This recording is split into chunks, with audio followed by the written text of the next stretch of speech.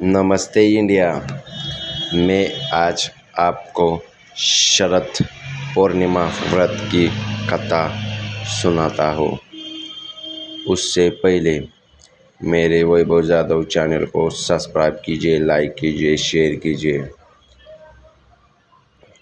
शरद पूर्णिमा व्रत कथा। शरद पूर्णिमा की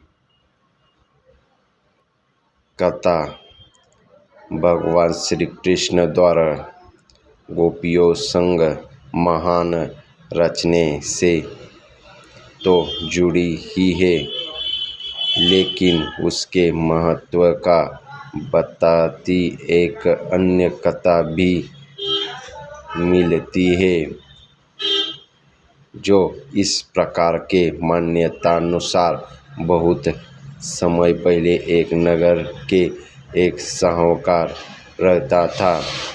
उसकी दो पुत्री थी। दो पुत्री पूर्णिमा को उपवास रखती, लेकिन छोटी पुत्री हमेशा उस उपवास को अधूरा रखती और दूसरे हमेशा पूरे लग और श्रद्धा के साथ पूरा व्रत करती। समयो परंपरा दोनों ही विवाह हुआ। विवाह के बाद पश्चात बड़ी जो की पूरी आस्था से उपवास रखती है, बहुत ही सुंदर और स्वस्थ संतान को जन्म दिया। जबकि छोटी पुत्री को संतान की बात या तो सिरे नहीं चढ़ती या फिर संतान जन्म तो वह जीवित नहीं रहती। वह काफ़ी परेशान रखने लगी। उनके साथ साथ उसके पति भी परेशान करते। उन्होंने ब्राह्मणों को बुलाकर उसकी कुंडली दिखाई और जानना चाहा कि आखिर इसके साथ क्या क्यों हो रहा है। विद्वान पंडित ने बताया कि पूर्णिमा के अधूरे व्रत किए हैं, इसलिए उनके साथ ऐसे हो रहा है।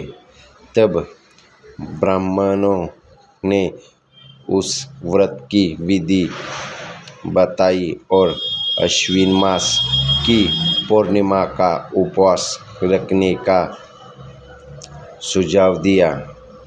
इस बार उसने विधि पूर्वक रखा, लेकिन इस बार संतान जन्म के पश्चात कुछ ही दिन ही जीवित रही।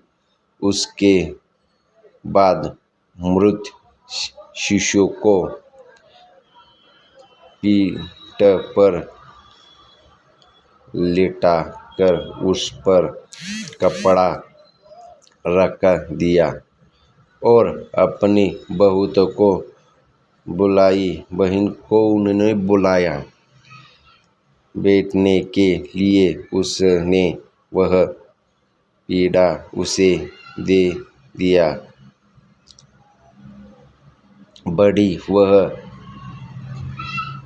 पर बैठ गई,